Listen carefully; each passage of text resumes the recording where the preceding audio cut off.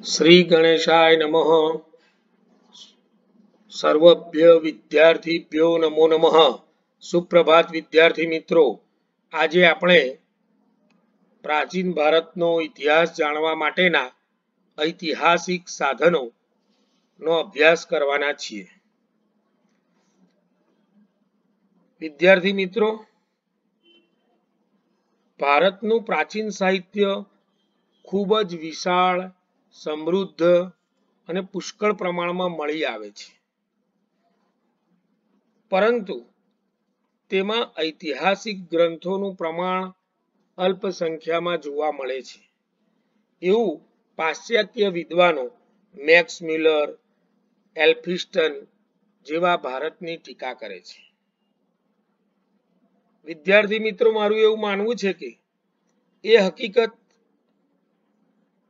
પ્રમાણે કે ભાઈ પ્રાચીન ભારતમાં આપણે હિરોડોટસ કે થ્યુસીડાઇસ કે લીવી કે ટીસીટસ જેવા ઇતિહાસકારોને જન્મ આપ્યો નથી, પરંતુ ભારતના લોકો ઇતિહાસથી બહુ સારી રીતે પરિચિત હતા અને આથી જ સંસ્કૃત સાહિત્યમાં જેમ 4 વેદો પછી ભરત મુનિએ લખેલું નાટ્યશાસ્ત્ર અને 2 મહાકાવ્યો વેદવ્યાસ અને વાલ્મીકી દ્વારા રચિત મહાભારત, રામાયણ, જ્યોતિષશાસ્ત્ર ને પંચમ વેદ તરીકે ઓળખવામાં આવે છે, તેવી જ રીતે ઇતિહાસને પણ પંચમ વેદ તરીકે ઓળખવામાં આવે છે। મિત્રો, ભારતની અંદર ઈસવીસન પૂર્વેની 4th સદીની અંદર અમરસિંહ નામના સંસ્કૃત સાહિત્યના વિદ્વાન લેખકે અમરસિંહ નામનો ગ્રંથ લખ્યો। એના પ્રારંભમાં જ લખેલું કે ઇતિ પુરાવૃત્વમ, અર્થાત આ પ્રમાણે હતું અથવા આ પ્રમાણે બન્યું હતું એટલે ઇતિહાસ। આ શબ્દનો પ્રયોગ, ઇતિહાસ શબ્દનો પ્રયોગ ઈસવીસન પૂર્વેની 4th સદીમાં જો અમરસિંહ નામનો વ્યક્તિ આનો ઉલ્લેખ કરતો હોય તો મેક્સ મિલર અને એલ્ફિન્સ્ટન એ કોઈ પૂર્વગ્રહથી નિવેદન આપ્યું હોય એવું મને લાગે છે। પાશ્ચાત્ય વિદ્વાન જર્મન ઇતિહાસકાર લિયોપોલ્ડ વોન રાન્કે પણ કહ્યું હતું એઝ ઇટ એક્ચ્યુઅલી હેપન્ડ અથવા નો ડોક્યુમેન્ટ્સ નો history. As it actually happened નો અર્થ જેવો બનાવ બન્યો તેવો જ રજૂ કરો, અને નો ડોક્યુમેન્ટ્સ નો હિસ્ટ્રી નો અર્થ કે ઇતિહાસ નહીં, અરે દસ્તાવેજ નહીં તો ઇતિહાસ નહીં।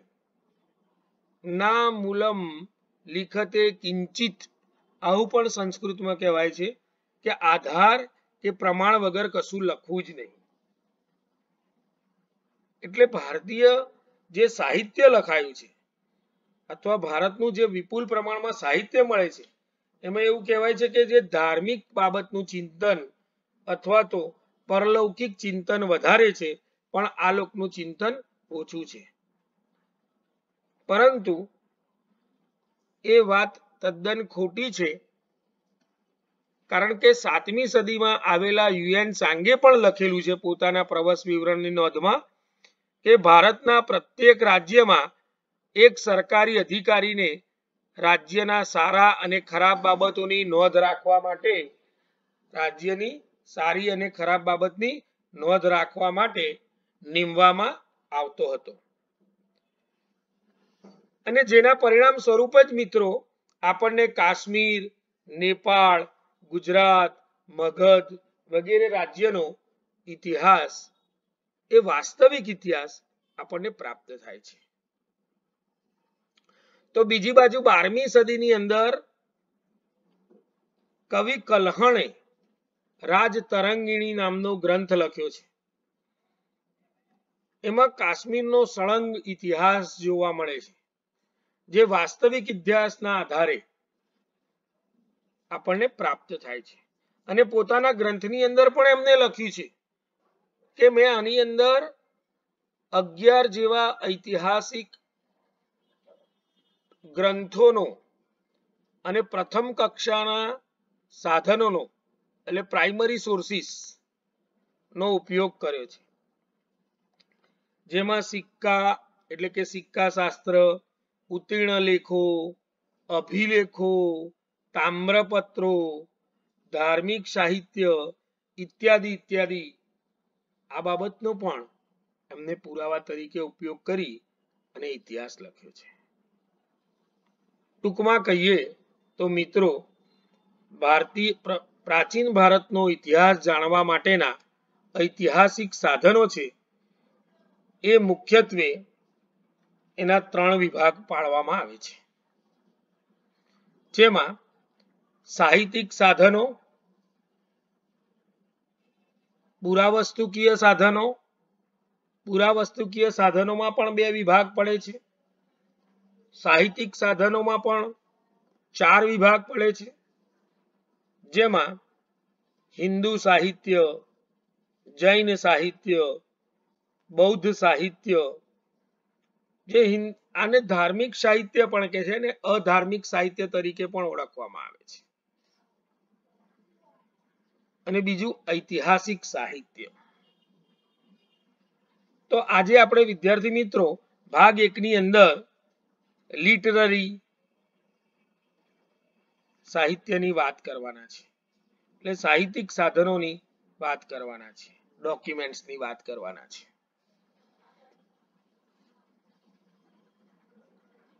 તો મિત્રો, પ્રાચીન ભારતનો ઇતિહાસ જાણવાના સાહિત્યિક સાધનો, પુરાતત્વીય સાધનો અને વિદેશી મુસાફરની નોંધો અથવા તો ઇતિહાસકારોની કે પ્રવાસ વિવરણની નોંધો ઉપરથી આપણને ઇતિહાસ પ્રાપ્ત થાય છે.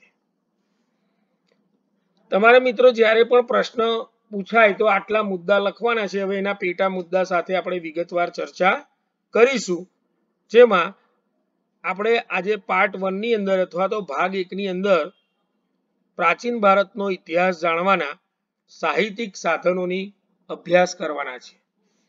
એટલે સાહિત્યિક સાધનોનું વર્ગીકરણ કરતું કોષ્ટક મેં તમને આ સ્લાઇડની અંદર રજૂ કર્યું છે, કે જેની અંદરથી તમને ખ્યાલ આવશે કે પ્રાચીન ભારતનો ઇતિહાસ જાણવા માટેના સાહિત્યિક સાધનો મુખ્યત્વે 4 વિભાગમાં વહેંચવામાં આવ્યા છે, જેમાં હિન્દુ સાહિત્ય, બૌદ્ધ સાહિત્ય, જૈન સાહિત્ય અને ઐતિહાસિક સાહિત્ય, અને સંગમ સાહિત્યનો પણ સમાવેશ થાય છે, જેમાં દક્ષિણ ભારતના ઇતિહાસની બધી માહિતી આપણને સળંગ પ્રાપ્ત થાય છે. પણ હવે આપણે હિન્દુ સાહિત્યની વાત કરીશું. હિન્દુ સાહિત્યની અંદર ધાર્મિક સાહિત્ય અને અધાર્મિક સાહિત્ય એટલે કે ઐતિહાસિક સાહિત્ય એવા પણ વિભાગો પાડવામાં આવેલા છે. હિન્દુ સાહિત્યની અંદર મિત્રો સૌથી પ્રાચીન ગ્રંથો એટલે ઋગ્વેદનો સમય, ઈસવીસન પૂર્વે 1500 થી 1000 નો સમય, ઋગ્વેદ કાલીન સાહિત્ય અને અનુવૈદિક સાહિત્ય તરીકે 2 વિભાગ પડે છે. ઋગ્વેદની અંદરથી આપણને આર્યોના સમયની પરિસ્થિતિ, સાંપ્રત સમયની, જે ઋગ્વેદ, યજુર્વેદ, સામવેદ અને અથર્વવેદ આ 4 વેદોની રચના થયેલી. આ 4 વેદોની અંદરથી જો આપણે વાત કરીએ તો પ્રથમ આવે ઋગ્વેદ. તો ઋગ્વેદની 10 મંડલોમાં રચાયું છે, 8 મંડળ છે, એના 8 અધ્યાય એટલે 64 અધ્યાય છે, અને કુલ 1028 સૂક્તમાં લખાયેલું છે, જેમાં પહેલા 1017 હતા અને 1011 હતા અને પાછળથી 17 ઉમેરાયા ખાલ્ય પર્યાયના, એના કારણે તે 1028 સૂક્તમાં લખાયેલું છે. તો આ ઋગ્વેદની અંદરથી મિત્રો આપણને આર્યોના સંઘર્ષ વિશેની માહિતી એટલે કે રાજકીય માહિતી, આર્યો દ્રવિડો અને દાસીઓ સામે થયેલો જે સંઘર્ષ હતો, એની સામે થયેલું જે યુદ્ધ હતું, જેને આપણે દશરાગ યુદ્ધ તરીકે પણ ઓળખીએ છીએ, એ યુદ્ધની માહિતી મળે છે. આ ઉપરાંત એ સમયના ધાર્મિક માહિતી, પર્જન્ય, ઉષા, ઇન્દ્ર ઇત્યાદિ એવા 15 જેટલા પ્રમુખ ઈશ્વરની પૂજાની પદ્ધતિનો પણ આપણને ઋગ્વેદમાંથી માહિતી પ્રાપ્ત થાય છે. એટલે ધાર્મિક સાહિત્ય બાબતો ઉપરાંત આપણને યજ્ઞ, યગાદિ, પૂજા, જ્ઞાન આ બધાની માહિતી પણ ત્યાંથી પ્રાપ્ત થાય છે. યજુર્વેદમાંથી. સામવેદમાંથી સંગીતની ઉત્પત્તિ એટલે સંગીત કલાની માહિતી આપણને પ્રાપ્ત થાય છે. જ્યારે અથર્વવેદની અંદર તો પ્રાચીન સમયની અંદર જે વિકાસ પામેલો, એમાં આયુર્વેદિક શાસ્ત્ર, સામાજિક જીવન, આર્થિક જીવન, ધાર્મિક જીવન વગેરે બધી જ પરિસ્થિતિ આપણને પ્રાપ્ત થાય છે.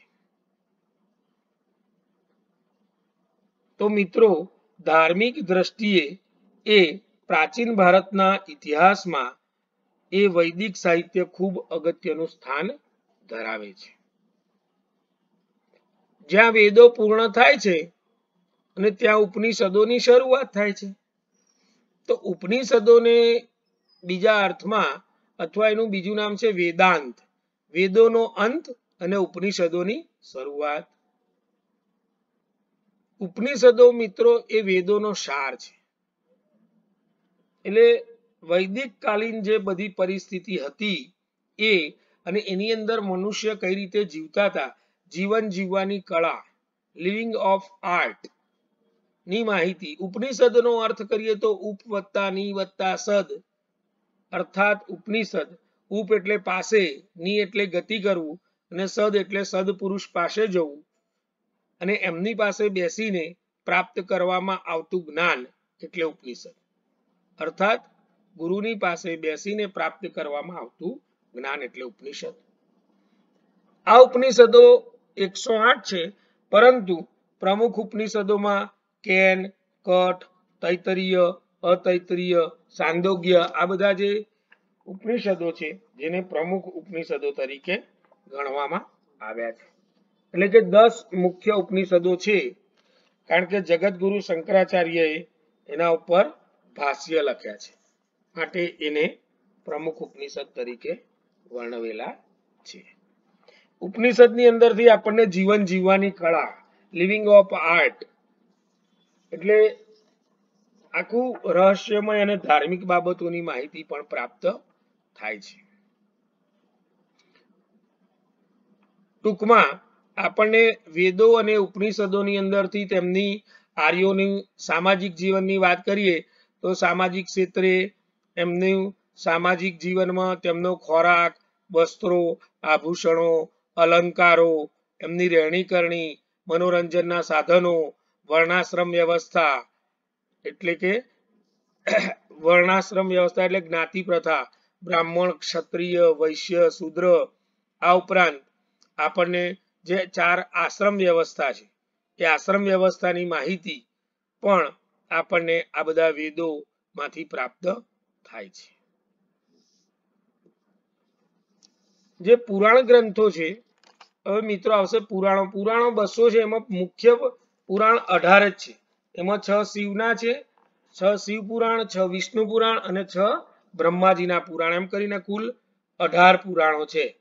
આ 18 પુરાણોની અંદર બી બ્રહ્મ પુરાણ, પદ્મ પુરાણ, વિષ્ણુ પુરાણ, શિવ પુરાણ, શ્રીમદ ભાગવત પુરાણ, નારદ પુરાણ, માર્કંડેય પુરાણ, અગ્નિ પુરાણ, ભવિષ્ય પુરાણ, બ્રહ્મવૈવત પુરાણ, લિંગ પુરાણ, વરાહ પુરાણ, સ્કંદ પુરાણ, વામન પુરાણ, કુર્મ પુરાણ, મત્સ્ય પુરાણ, ગરુડ પુરાણ અને બ્રહ્માંડ પુરાણ.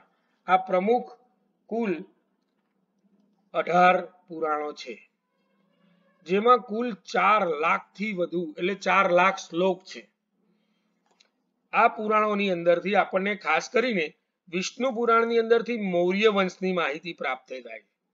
મૌર્ય વંશ એટલે જે ચંદ્રગુપ્ત મૌર્યએ ચાણક્યની મદદથી પ્રથમવાર એટલે હિસ્ટોરિકલ સામ્રાજ્ય ભારતની અંદર જે સ્થાપેલું ફર્સ્ટ હિસ્ટોરિકલ એમ્પાયર એની માહિતી આપણને પ્રાપ્ત થાય છે. મત્સ્ય પુરાણની અંદરથી આપણને આંધ્ર વંશની માહિતી પ્રાપ્ત થાય છે. આમ પુરાણોની અંદરથી આપણને વિશ્વસનીય માહિતી પુરાવાઓ પ્રાપ્ત થાય છે અને આ પુરાણોના દરેક અંતિમ ભાગની અંદર મોટા ભાગે રાજવંશોનો ઇતિહાસ મળે છે, એટલે કે આપણને વંશાવળીનો ઇતિહાસ પણ પ્રાપ્ત થાય છે પુરાણોથી. એટલે પુરાણોનું મહત્વ પણ ખૂબ અગત્યનું છે, જેની અંદર દાખલા તરીકે હું તમને કહું મિત્રો તો શિશુનાગ વંશ વિશેની માહિતી મળે છે, નંદ વંશ વિશેની માહિતી મળે છે, મૌર્ય વંશ વિશેની માહિતી મળે છે, કણવ વંશ વિશેની, આંધ્ર વંશ વિશેની તથા ગુપ્ત વંશની ઉપયોગી માહિતી આપણને મળે છે.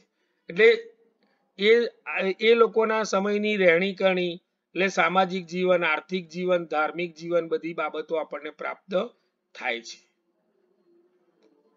એટલે દાખલા તરીકે ધર્મના અર્થની બાબતની વાત કરીએ તો અર્થની અંદર એમનો પ્રમુખ વ્યવસાય શું હતો, તો ખેતી, ઉદ્યોગ ધંધા કેવા હતા, વેપાર વાણિજ્ય કેવું હતું, પૂરક વ્યવસાય, ખેતીની સાથે સાથે પૂરક વ્યવસાયમાં પશુપાલન, બધી માહિતી પણ આપણને પ્રાપ્ત થાય છે.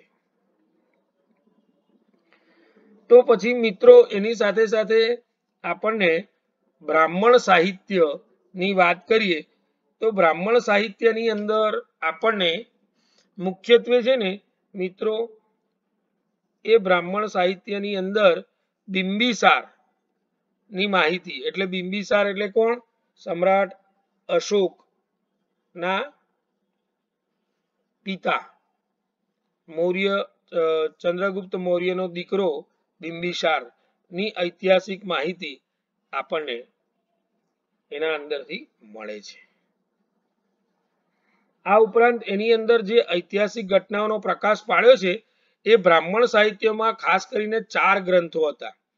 આ કઈ કઈ બાબતો બ્રાહ્મણ સાહિત્યની અંદર જોઈએ તો ઐત્રીય, શતપથ, તૈત્તરીય અને પંચવંશ.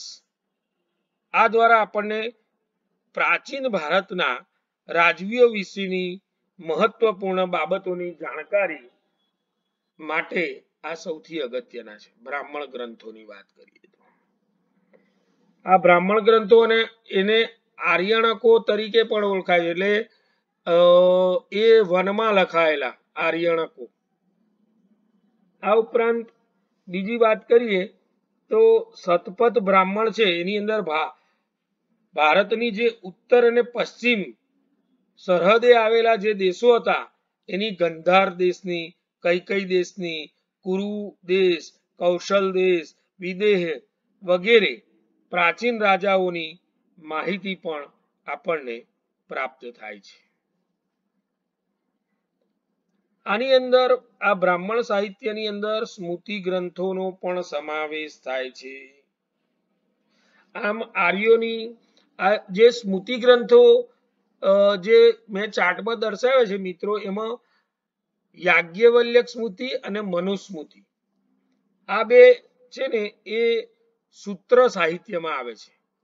થોડા બ્રાહ્મણ ગ્રંથથી અલગ પડે છે, કારણ કે બ્રાહ્મણ ગ્રંથની અંદર જે ઉલ્લેખ થયો છે આર્યોની સાંસ્કૃતિક, ધાર્મિક, તેમની સભ્યતા એટલે એમનું સિવિલાઇઝેશન વિશેની માહિતી મળે છે. અને બિંબિસાર પહેલાના જે જનપથ હતા એટલે 16 જનપથ જે રાજાઓ એ વખતની પણ માહિતી આપણને પ્રાપ્ત થાય છે. જ્યારે સ્મૃતિ ગ્રંથોની અંદર મનુસ્મૃતિ અને યાજ્ઞ સ્મૃતિ એ અગત્યની જોઈએ તો એની અંદર આપણને પાછા એને સૂત્ર સાહિત્ય તરીકે ઓળખવામાં આવે છે. અને સૂત્ર સાહિત્યના મુખ્યત્વે પાછા એના પણ 3 વિભાગો પડે છે. જો ડિટેલમાં ચર્ચા કરીએ તો એમાં કલ્પસૂત્ર, ગૃહસૂત્ર અને ધર્મસૂત્ર આવા 3 પ્રકારના સૂત્રો છે, જેને આપણે સ્મૃતિ ગ્રંથો તરીકે પણ ઓળખીએ છીએ. જેમાં બલિ, ગૃહ પ્રથા અને તેના ધર્મના પાળવાના નિયમો ઇત્યાદિ બધી વ્યાખ્યાવાળી, એટલે યજ્ઞ યગાદિ જે મેં તમને વાત કરી કે યજુર્વેદ, તો યજુર્વેદની અંદર યર્જુ શબ્દની સંસ્કૃતમાં જો યજુ શબ્દનો અર્થ કરીએ તો પૂજા અથવા યજ્ઞ એવું થાય છે. અને આ યજ્ઞની અંદર જે બલિ આપવાની પ્રથા હતી પહેલા કે ગૃહ પ્રથા હતી, તો આ બધાની નિયમોની વ્યાખ્યાઓ પણ કરવામાં આવેલી છે. અને તેના દ્વારા પાછી તાત્કાલિક તે સમયની તત્કાલીન socially life, religious life and આપણને ઇકોનોમિકલી લાઈફ પણ પ્રાપ્ત થાય છે.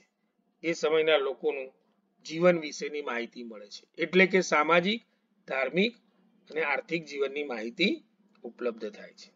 જ્યારે મનુ અને યાજ્ઞવલ્ક્ય સ્મૃતિ છે એ પ્રાચીન ભારતના કાયદાના ગ્રંથ તરીકે પણ ઓળખાય છે અથવા કાયદા શાસ્ત્રીઓ હતા એવું માનવામાં આવે છે. એટલે આનું મહત્વ ખૂબ છે. બીજી બાજુ વાત કરીએ તો પાણિનીનું જે અષ્ટ અધ્યાય નામનું વ્યાકરણનું પુસ્તક છે એની અંદરથી પણ આપણને ઘણી બધી ઐતિહાસિક માહિતી પ્રાપ્ત થાય છે. હવે મિત્રો, હિન્દુ સાહિત્યની અંદર જે વાત કરીએ આપણે રામાયણ કે મહાભારત, જે બે મહાકાવ્ય છે, વિરાટ કાવ્યો, મેં તમને શરૂઆતમાં પ્રસ્તાવનામાં જ કીધેલું કે એને પણ પંચમ વેદ તરીકે ઓળખવામાં આવે છે. તો જે મહાભારત જે છે એ મહાભારતની અંદરથી આપણને કૌરવો અને પાંડવ વંશની માહિતી પ્રાપ્ત થાય છે. તે વૈદિક કાળની અંદર તેની રચના થયેલી. મેં તમને વૈદિક કાળના બે ભાગ બતાવ્યા કે ઋગ્વેદના કાળને વૈદિક સમય અને પેલો ઉત્તર વૈદિક કાળ તરીકે ઓળખવામાં આવે છે. તો એ સમયની રાજકીય સામાજિક સ્થિતિની જાણકારી આપણને એની અંદરથી મળે છે. આ ઉપરાંત મહાભારતની અંદરથી ગ્રીસો, બેક્ટેરિયન લોકો, હુણો નો ઉલ્લેખ પણ આપણને પ્રાપ્ત થાય છે મહાભારતમાંથી. એટલે વિદેશી જે પ્રજા હતી એ બધાની માહિતી પણ આપણને પ્રાપ્ત થાય છે. અને રામાયણની અંદરથી આપણને રઘુકુલ વંશની માહિતી પ્રાપ્ત થાય છે. એટલે ફક્ત ધાર્મિક દ્રષ્ટિએ જ નહીં, પરંતુ સામાજિક, આર્થિક બાબતની માહિતી, સાંસ્કૃતિક માહિતી, એ વખતનું સંગીત કલા, લલિત કલા, ચિત્રકલા, શિલ્પ સ્થાપત્ય કલા ઇત્યાદિ બધાની માહિતી આપણને ઐતિહાસિક દ્રષ્ટિએ આ ગ્રંથોમાંથી પ્રાપ્ત થાય છે. મિત્રો, હવે આપણે વાત કરીશું કે બ વિભાગ. તો બ વિભાગની અંદર આવે છે બૌદ્ધ સાહિત્ય. બૌદ્ધ સાહિત્યની અંદર મિત્રો સૌપ્રથમ ત્રિપિટક. તો જે ત્રિપિટક નામનો ગ્રંથ છે એ ત્રિપિટકની અંદર પાછા બીજા 3 વિભાગ છે. એમાં સૂત પિટક, અભિધમ પિટક અને વિનય પિટક. હવે આ જે છે એની અંદરથી પણ આપણને તે સમયની બૌદ્ધ કાલીન એટલે બૌદ્ધ યુગની માહિતી પ્રાપ્ત થાય. બૌદ્ધિસ્ટ, જેને આપણે બૌદ્ધ સાહિત્ય નો ઉત્તમ ગ્રંથ ત્રિપિટકના નામથી ઓળખીએ છીએ અથવા ઐતિહાસિક દ્રષ્ટિએ ખૂબ જ મહત્વનો છે. સૂત પિટકમાંથી આપણને ખાસ કરીને ગૌતમ બુદ્ધના પ્રારંભિક જીવનની ચર્ચા અને એ બધી માહિતી પ્રાપ્ત થાય છે. મિત્રો, વિનય પિટકમાંથી આપણને બૌદ્ધ સાધુ અને સાધ્વીઓએ નિયમો કયા પાળવા જોઈએ એ બાબતની માહિતી પ્રાપ્ત થાય છે. એટલે કે મિત્રો, બૌદ્ધ સાધી અને સાધ્વીએ જે નિયમો પાળવા એ બધાની માહિતી પ્રાપ્ત થાય છે. એટલે કે પહેલા તો પેલા આર્ય સત્યો, પછી 4 જે આર્ય સત્યોની વાત કરવામાં આવી, દુઃખ, દુઃખનું કારણ, દુઃખનો ઉપાય, દુઃખનું નિવારણ, એ બાબતો ઉપરાંત એના 10 શીલ કઈ રીતે પાળવા, એટલે એ શ્રમણ અને સાધ્વી લોકોએ એ બાબતનો પણ આપણને આની અંદરથી માહિતી પ્રાપ્ત થાય છે. શેની અંદરથી? તો બૌદ્ધ સાહિત્યની અંદરથી. ત્યાર પછી વાત કરીએ કે ભાઈ અભિધામ પીટક. તો અભિધામ જે પીટક છે એની અંદર તત્વજ્ઞાનની બૌદ્ધની તત્વજ્ઞાન વિશેની માહિતી આપણને પ્રાપ્ત થાય છે, એટલે ફિલોસોફિકલી જ્ઞાન. હવે જે પેલી હું તમને સાદી સાદી પાળવાના નિયમોની વાત કરતો હતો મિત્રો, એની અંદર છે ને એ અષ્ટાંગ માર્ગ દર્શાવવામાં આવેલો છે. અષ્ટાંગ માર્ગ, એ અષ્ટાંગ માર્ગની અંદર ખાસ કરીને સમ્યક દ્રષ્ટિ, સંકલ્પ, વાણી, વ્યવહાર, કર્મ, આજીવન, સ્મૃતિ અને ધ્યાન, આ પ્રકારના 8 નિયમો અને સીલ, 10 સીલ એ લોકોએ પાળવાના. એટલે કે અહિંસાનું પાલન કરવું જોઈએ, અહિંસા પરમો ધર્મ, સત્યમ વદ એટલે સત્ય બોલો, ચોરી ન કરો એટલે અસ્થેય વ્રત, અપરિગ્રહ વ્રત એટલે વસ્તુનો સંગ્રહ ન કરો, બ્રહ્મચર્યનું પાલન કરો, નૃત્યંગનાનો ત્યાગ કરો, સુગંધિત પદાર્થોથી દૂર રહો, જેવા કોમળ પથારીમાં સૂઈ જાઓ, આવા બધા 10 અને સ્ત્રી સંગથી અને સ્ત્રી અને સોનાનો ત્યાગ કરો તો એ સંગથી દૂર રહો, આવા 10 જે સીલ છે એ પાળવાના. આ બધી માહિતી આપણને આ ત્રિપિટક એટલે કે 3 પિટારા, એના તમને ફરીથી એકવાર કહી દઉં મિત્રો, સૂત પીટક, અભિધમ પીટક અને વિનય પીટક ની અંદરથી આ બધી માહિતી પ્રાપ્ત થાય છે. ત્યાર પછી મિત્રો છે ને બૌદ્ધ સાહિત્યની અંદર જાતક કથાઓની માહિતી મળે છે. આ જાતક કથાઓ દ્વારા પણ આપણને જેને જાતક ગ્રંથોમાં ભગવાન બુદ્ધ છે ને એના પૂર્વજન્મો કયા કયા હતા એ બધી વાર્તા સ્વરૂપે આમાં સંગ્રહવામાં આવેલું છે.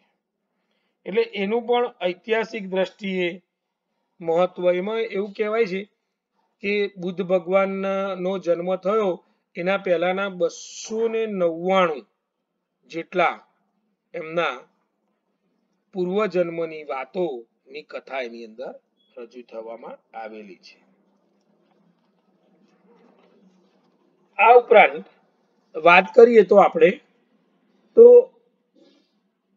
દીપવંશ જે ની અંદરથી આપણને શ્રીલંકાનો ક્રમબદ્ધ ઇતિહાસ મળે છે. દીપવંશ છે ને, દીપવંશ અને મહાવંશ એવા બૌદ્ધની અંદર 2 આપણને એક ગ્રંથો મળ્યા છે. એની અંદર સિલોન, એ સમયે સિલોન નામ હતું, આપણે સિલોન તરીકે ઓળખતા, અને હાલનું શ્રીલંકા. આ ઉપરાંત મિલિંદ પન્હો, બુદ્ધ ઘોષ, બરાબર, એ પણ આપણને ઐતિહાસિક રીતે સારી વિપુલ પ્રમાણમાં માહિતી પ્રાપ્ત થાય છે. અને મંજુશ્રી મૂલકલ્પ છે, જે મંજુશ્રી મૂલકલ્પ આ વગેરેની અંદરથી પણ આપણને દિવ્યદાન, લલિત વિસ્તાર, મહાવસ્તુ આર્ય, મંજુશ્રી વગેરે ગ્રંથોમાંથી પણ સારા પ્રમાણની અંદર આપણને બૌદ્ધ સાહિત્યમાંથી પ્રાચીન સમયના ઇતિહાસની માહિતી પ્રાપ્ત થાય છે મિત્રો. હવે ક વિભાગ છે કે જૈન સાહિત્ય. જૈન સાહિત્યની અંદર વાત કરીએ તો ખાસ કરીને કલ્પસૂત્ર, આગમન સૂત્ર, એટલે કુલ આગમન ગ્રંથો છે જૈન લોકોના, એ જૈન લોકોના આગમન ગ્રંથો 45 છે. એની અંદરથી આપણને એ સમયની બધી માહિતી જૈન લોકોની વિપુલ પ્રમાણમાં પ્રાપ્ત થાય છે.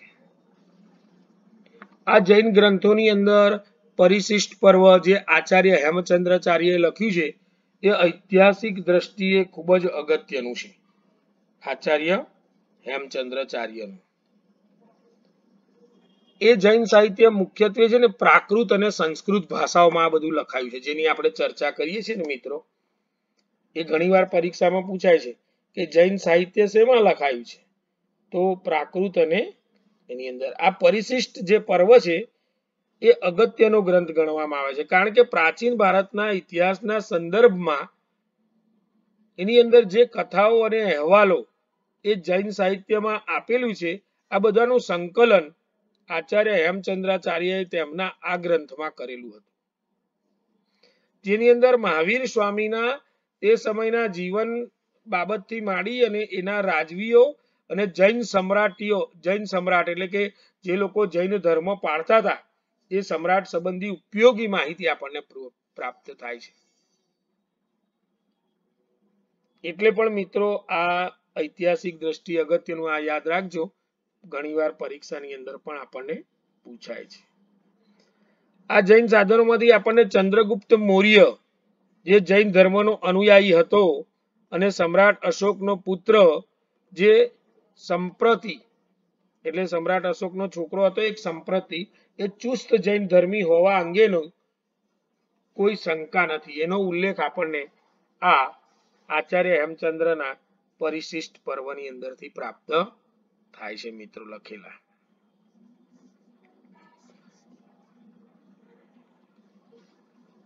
અને આ લોકોએ જૈન ધર્મનો દેશ વિદેશમાં પ્રચાર કર્યો હતો એ બાબતનો પણ ઉલ્લેખ આપણને મળે છે. હવે વાત કરીએ આપણે ભદ્રબાહુ. તો ભદ્રબાહુ ચરિતમ છે એ જૈન સાહિત્યનો મહત્વનો બીજો ઐતિહાસિક ગ્રંથ ગણી શકાય. તેમાં રાજા સંપતિથી માંડી એટલે કે ફરીથી કહું એકવાર, રાજા સંપ્રતિથી ગુરુ આચાર્ય ભદ્રબાહુ ના ચારિત્રનું વર્ણન આમાં જોવા મળે છે. એટલે ચલચિત્રનું વર્ણન છે, બરાબર, જેને આપણે જીવન કથા કહીએ છીએ.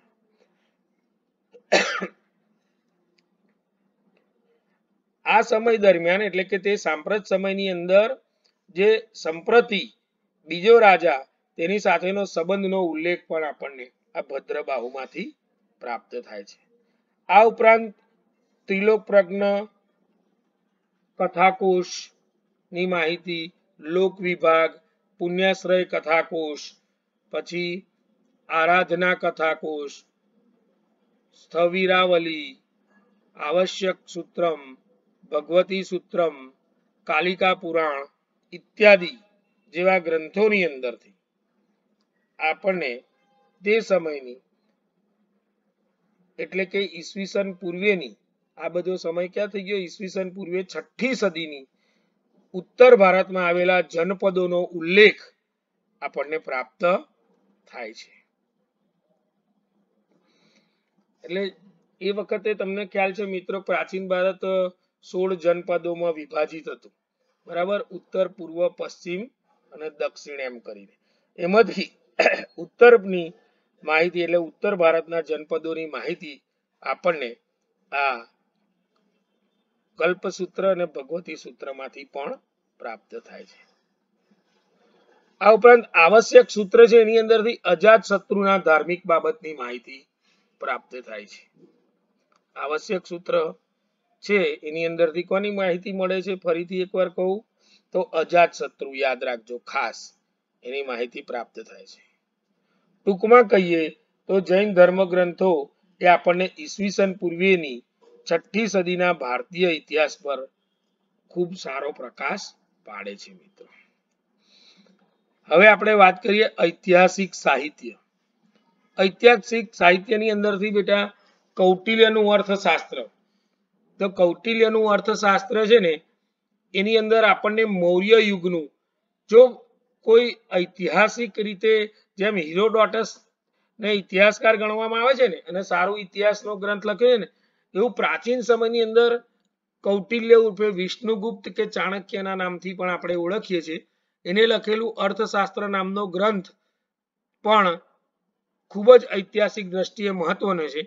કારણ કે એ સમયની એટલે કે મૌર્ય સમયની સામાજિક સ્થિતિ, આર્થિક સ્થિતિ, ધાર્મિક સ્થિતિ, એ સમયની પોલીસ વ્યવસ્થા, જાસૂસ ખાતું, લશ્કરી ખાતું, લશ્કરના 3 વિંગ જેની અંદર પૈદળ, અશ્વદળ, ઘોડાદળ, ઇવન એની અંદર આપણને તમામ બાબતો એટલે કે ગુપ્તચર બાબતોની માહિતી એટલે જાસૂસ ખાતું કેવું હોવું જોઈએ, બધા જ માત્ય, અમાત્ય, મહામાત્ય, મહાસંધિ વિગ્રહક, મહાબલાધિકૃત્ય, આવા બધા જે વ્યક્તિઓ હતા એની કઈ રીતે વ્યવસ્થા કરવી, રાજકીય વ્યવસ્થાની અંદર પણ કેન્દ્રીય વ્યવસ્થા, રાજકીય વ્યવસ્થા, પ્રાંતીય વ્યવસ્થા, પરગણા વ્યવસ્થા, આ બધી જ માહિતી જે મળે છે, જે અત્યારના આધુનિક સમય સાથે પણ જોડી શકાય જે કેન્દ્ર ગવર્મેન્ટ ચાલે છે ને કેન્દ્રીય વ્યવસ્થા, રાજ્ય વ્યવસ્થા, પ્રાંતીય એટલે અત્યારની જિલ્લા વ્યવસ્થા, બરાબર, તો એ કૌટિલ્યના અર્થશાસ્ત્રથી ચાલી આવેલી છે. અને એના સમકાલીન એટલે કે મેગેસ્થનીસ એ લખેલું ઇન્ડિકા નામનો ગ્રંથ. મેગેસ્થનીસે કયો ગ્રંથ લખ્યો છે? ઇન્ડિકા. અહીંયા મિસપ્રિન્ટ થયું છે પણ તમે ઇન્ડિકા લખજો. મેગેસ્થનીસે લખેલું ઇન્ડિકા નામનો ગ્રંથ છે. તો મિત્રો એ છે ને મેગેસ્થનીસની થોડી વાત કહું તમને મિત્રો. તો જ્યારે ચંદ્રગુપ્ત મૌર્યએ જ્યારે એને હરાયો સેલ્યુકસને, ત્યારે મેગેસ્થનીસ ભારતની અંદર એ વખતે આવેલો અને એની બહેન હેલિનાને આ ચંદ્રગુપ્ત સાથે પરણાવેલી. આ મેગેસ્થનીસ એ વખતે ભારતથી પ્રભાવિત થયેલો અને પ્રાચીન ભારતના ઇતિહાસને ખૂબ જ અગત્યનો હિસ્ટોરિકલ જો કોઈ આપણને ગ્રંથ હોય તો આ મેગેસ્થનીસનું લખેલું ઇન્ડિકા છે. આ ખાલી જગ્યામાં પૂછાય છે, 1-2 વર્ષ દર વર્ષે છોડીને 6-6 મહિને પૂછાય. ભાઈ મેકિયાવેલી એ કયું પુસ્તક લખ્યું? તો પ્રિન્સ નામનો ગ્રંથ લખ્યો, એ પણ પૂછાય. એ પ્રાચીન ભારતના ઇતિહાસની માહિતી મળે. ફાર્બસે લખેલી રાસમાળા એ ભારત સિવાય ગુજરાતના ઇતિહાસની માહિતી મળે છે. રાજશેખર, તો રાજશેખરની જે માહિતી છે, પ્રબંધ કોશ નામનો એને ગ્રંથ લખ્યો મિત્રો. તો એ રાજશેખરનું પ્રબંધ કોશ, પછી બાલચંદ્રનું વસંત વિલાસ, જયસિંહનું વસ્તુપાલ તેજપાલની પ્રશસ્તિઓ, એટલે ગુજરાતની અંદર જે વસ્તુપાલ તેજપાલ ને પેલા દેલવાડાના દેરા અને બધું બંધાયેલું ને તે લોકો. પછી મેરુતુંગે એ આ જૈન ઋષિ છે, આચાર્ય મેરુતુંગે પ્રબંધ ચિંતામણી નામનો ગ્રંથ લખ્યો. એની અંદરથી પણ આપણને ભારતના ઇતિહાસની અને ગુજરાતના ઇતિહાસની માહિતી મળે છે. સોમેશ્વરનું કીર્તિ કૌમુદી, અમરસિંહનું સંસ્કૃત સકીર્તન, આચાર્ય હેમચંદ્રાચાર્યનું કુમારપાળ ચરિત્ર એટલે સોલંકી વંશના રાજા કુમારપાળની માહિતી પ્રાપ્ત થાય છે.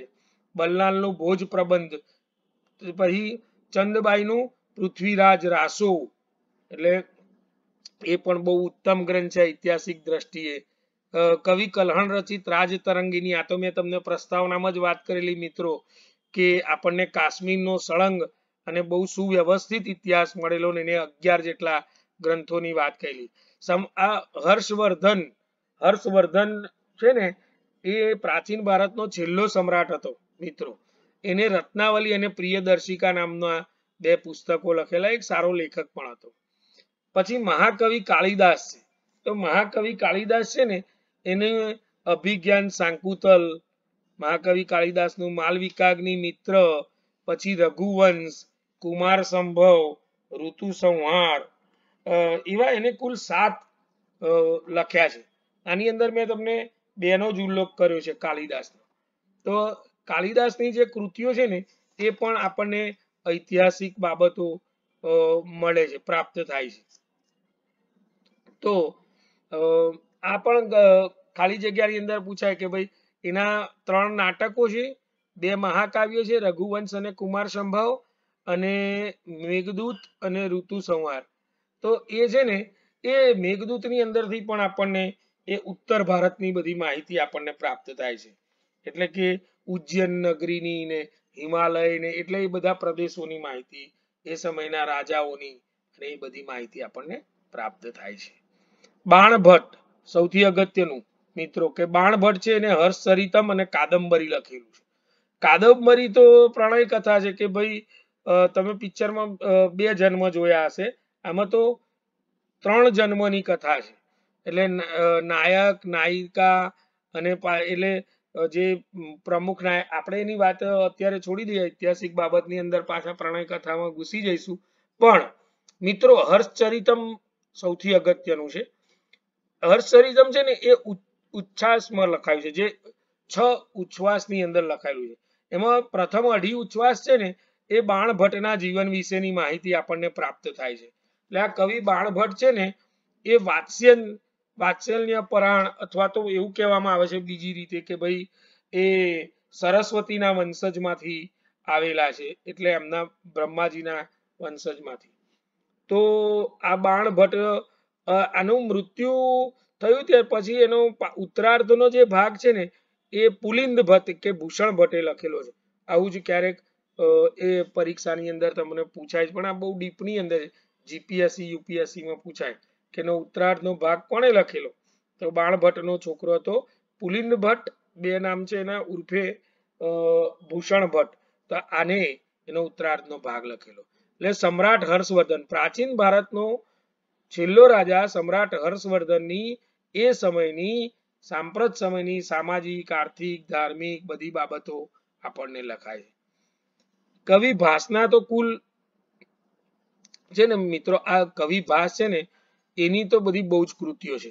એમાં પ્રતિમા નાટક અને પ્રતિમા યોગેન્દ્રાયણ, આ બે નાટક છે એ તો રામાયણના ઉપજીવ્ય નાટકો છે, એટલે રામાયણની અંદરથી લખાયેલા છે. પણ ઈસવીસન 1904 ની અંદર છે ને દક્ષિણ ભારતની અંદર છે ને એક લાઇબ્રેરીની અંદર ટી ગણપતિ શાસ્ત્રીને બધી સંસ્કૃતની હસ્તપ્રતો પ્રાપ્ત થઈ. એની અંદરથી આ જે બાણ છે, સોરી ભાસ, કવિ ભાસ, એટલે એવું કહે છે કે ભાસની જે કૃતિઓ છે એમાં મહાભારત આધારિત 5, રામાયણ આધારિત 2, પછી કૃષ્ણ ચરિત્ર ઉપર આધારિત છે, એમ કરી અને એ બધી કૃતિઓ લખાયેલી છે. જ્યારે શુદ્રક છે એનો મુચ્છ કટિક, તો મુચ્છ કટિક છે એ આપણને એની અંદરથી ઐતિહાસિક માહિતી મળે છે. બિલ્હણનું વિક્રમાચરિત, જય સુંદરીનું હમીદ મર્દનમ જેવા આ બધા જે ગ્રંથો છે, પૃથ્વીરાજ વિજય જે ચાણક્યનું છે, અને પતંજલિ એનું મહાભાષ્ય અને યોગ સૂત્ર, આ બધાની અંદરથી આપણને છેલ્લે વાત કરીએ તો ભર્તૃહરિનું શૃંગાર શતક, નીતિ શતક અને વૈરાગ્ય શતક, એટલે રાજા ભરતરીમાંથી બનેલા ભર્તૃહરિના અંદરથી બધા પુષ્કળ ગ્રંથો છે. પણ એ બધાની અંદરની વિગત એ ચર્ચા થાય એમ નથી મિત્રો, પણ ટૂંકમાં પ્રાચીન ભારતનો ઇતિહાસ જાણવા માટેના સાધનોમાં આ બધા જ પ્રશ્નો, એટલે સમજો કે આ ખાલી જગ્યાની અંદર પૂછાય અથવા લેખકનું નામ પૂછાય કે કયું પુસ્તક કોને લખ્યું, તો જોડકાના સ્વરૂપમાં પણ પૂછાય છે. એટલે પરીક્ષાની દ્રષ્ટિએ ખૂબ જ અગત્યનું છે. એટલે બધા વિદ્યાર્થી મિત્રો ધ્યાનથી આને 2-3 વાર લખી અને તૈયાર કરી દેજો મિત્રો. આમ પ્રાચીન ભારતનો ઇતિહાસ જાણવાના આજે આપણે સાહિત્યિક સાધનોની અંદર હિન્દુ સાહિત્ય, બૌદ્ધ સાહિત્ય, જૈન સાહિત્ય અને ઐતિહાસિક સાહિત્યનો અભ્યાસ કર્યો છે, જેને બિન ધાર્મિક સાહિત્ય અથવા અન્ય સાહિત્ય તરીકે પણ ઓળખવામાં આવે છે. એટલે મિત્રો સમયના અભાવના કારણે મેં આ 31 પુસ્તકો અત્યારે આમાં સમજાવી શક્યો નથી, પણ ફરીથી આપણે બીજા લેક્ચરમાં સમજાવીશું. આનો ભાગ 2 ની અંદર પુરાતત્વીય સાધનોનો આપણે અભ્યાસ કરીશું મિત્રો. અને જે મિત્રોએ હજુ સુધી આ ચેનલ સબસ્ક્રાઇબ ના કરી હોય તો કરી લેજો અને લાઈક અને શેર કરજો. ધન્યવાદ મિત્રો. પ્રોફેસર રાજેશ મહેતાના પ્રણામ. જય શ્રી કૃષ્ણ.